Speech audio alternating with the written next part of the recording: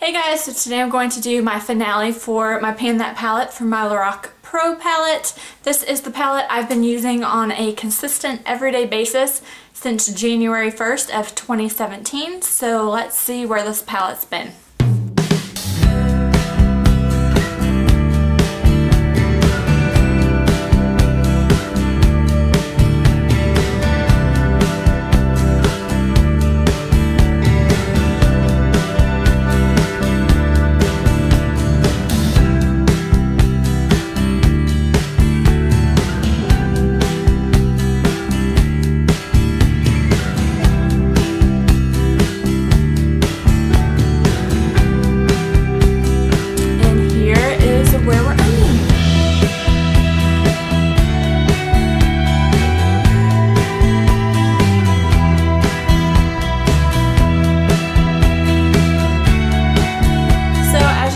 I used up 2 shades this past month. Didn't use up all the shades in the entire palette this year, but I have some great progress. I'm really happy with the amount of use that I had in this project. So we're just gonna start off, I guess, with talking about this palette in general.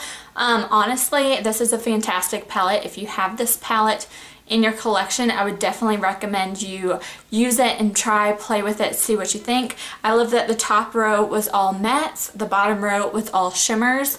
I would totally repurchase this palette if I didn't have so many other ones and Lorac was like legit cruelty free. It's kind of like wavering on the edge of maybe it's cruelty free or not, so for me, I'm gonna just not mess with it and not buy it. But yeah, I love these shades. They blend beautifully. They were gorgeous. They had like warm and cool tone shades in here. It was really pretty. The first 2 shades I used up was white and cream. They're basic everyday shades. I used white as like my brow bone, then cream kind of to set all over the lid. Then I used nude. That was probably my favorite shade for all over the lid.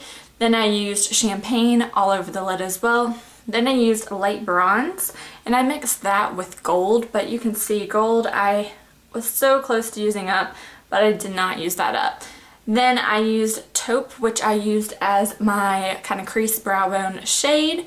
Light pink I used all over the lid, which was this shade right here. Mauve I used as a crease with light pink for kind of pinky looks. And then I used espresso up next, which was actually really fun and interesting. Espresso I used for my outer corner, as well as I would mix it with sable, which is another shade I was unable to finish. I would mix that for my brows. So I really liked using espresso for my outer corner and kind of go underneath the lash line. And then I used up garnet, which is that shade right there. I would have it as kind of my outer third for my eyes and mix it kind of with gold on the inner part. So that's kind of the look that I did a lot. You'll see a lot of my past videos this month. I was wearing gold all over the lid with sable in the crease, and then garnet was kind of on the outer half with espresso or sable right at the outer corner. So that was kind of the look. Today I have on sable as my crease. Then I have I actually went in with my Too Faced Chocolate Bonbons palette, and I went in with the shade Sprinkles, which is this pinky shade. Went all over the lid with that, and that is a very pigmented pink shade. I really liked that. And then on the outer kind of portion of my eye, I used Slate. So that is kind of the look that I did today. Underneath my eyes, I did Slate as well. So I'm really, really happy with my progress and kind of finale wrap up of this palette. I am not going to depot these shades. I feel like every time I depot shades after working on a Pan That palette or whatever, I break them, but I will continue to use these up, hopefully finish this palette in 2018. But yeah, I'm really, really happy with the progress that I had on this palette. Really, really happy with it. If you have not seen updates and kind of how I wore this palette, I will leave the Lorac Pro playlist down below for you guys. I've also panned kind of, not really, the Naked palette. That'll be down there as well, and the Tarte Aqualilies. I used that all last year, and I'll put that playlist down below.